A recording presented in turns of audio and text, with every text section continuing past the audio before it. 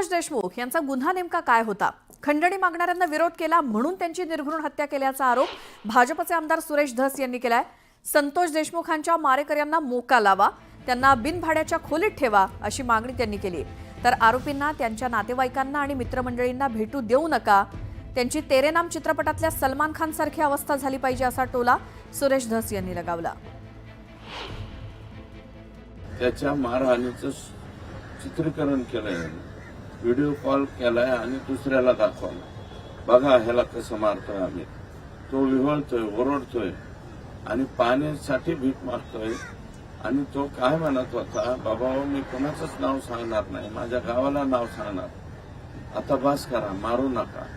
तरी सुद्धा वरून मारत होती। या लोकांना हे किती बेभान झाले होते मारणारे, आणि या लोकांचे जे आका आहेत यांना जे सांभाळणारे हे 100% हे 302 मध्ये येणारच आहेत। यांना मौका लागला पाहिजे, 302 मध्ये गेले पाहिजे आणि बिन भाड्याच्याच खोलीमध्ये राहिले पाहिजे। आणि यांना बिन भाड्याच्या खोलीत कुठे ठेवायचे हे सुद्धा मी सीएम साहेबांना सांगणार। जवळपास नातेवाईक मित्रमंडळी गेलेच नाही पाहिजे, एकटेच राहिले पाहिजे आणि पूर्ण यांचा तेरे नाम झाला पाहिजे। तेरे नाम पिक्चर बघितला ना तुम्ही, त्याच्यातला जो सलमान खान आहे तशी यांची अवस्था झाली पाहिजे। हे तेरे नाम सारखे पागलवाने हिंडले पाहिजेत, अशा पद्धतीची यांची अवस्था आपल्याला त्या ठिकाणी करायची। मुख्यमंत्र्यांनी सांगितलेल्या शब्दाप्रमाणे यातल्या कुणालाही सुट्टी मिळणार नाही।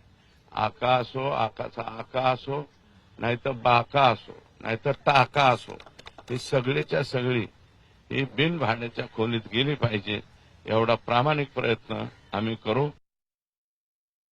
तर संतोष देशमुख हत्या प्रकरणामध्ये शासन कठोर भूमिका घेऊन पीडित कुटुंबाला न्याय देईल आणि कुणीही दोषी असेल तरी त्याला सोडणार नाही अशी रोखठोक भूमिका मुख्यमंत्री फडणवीस यांनी सभागृहात जाहीर केलेली असताना मी जर त्यावरती बोलले तर मुख्यमंत्र्यांवरती अविश्वास दाखवण्यासारखं होईल। तपास यंत्रणा त्यांचं काम करत असताना मी त्यावर बोलणं उचित होणार नाही असं स्पष्टीकरण पंकजा मुंडेंनी दिलं। मी माझ्या छोटी जी माझी लेवल आहे त्या लेवलच्या विषयांना हाताळते। फार काही माझ्यापेक्षा मोठ्या अभ्यास असणाऱ्या लोकांच्या विषयांवर मी काही उत्तर देऊ शकत नाही। त्यावर पूर्णपणे संवेदना माझ्या मनामध्ये आहे। या विषयाला धरून मला इश्यू करायचा आहे हा माझा स्वभाव नाही। तुम्ही माझा राजकीय प्रवास पहा, गेल्या 22 वर्षामध्ये मी कधीही इश्यू बेस्ड काम करते आणि त्या इश्यूतनं काहीतरी काढायचं हा माझा हेतू नाही। माझ्या मुख्यमंत्र्यांनी जेव्हा शब्द दिलाय, माझ्या गृहमंत्र्यांनी जेव्हा शब्द दिलाय,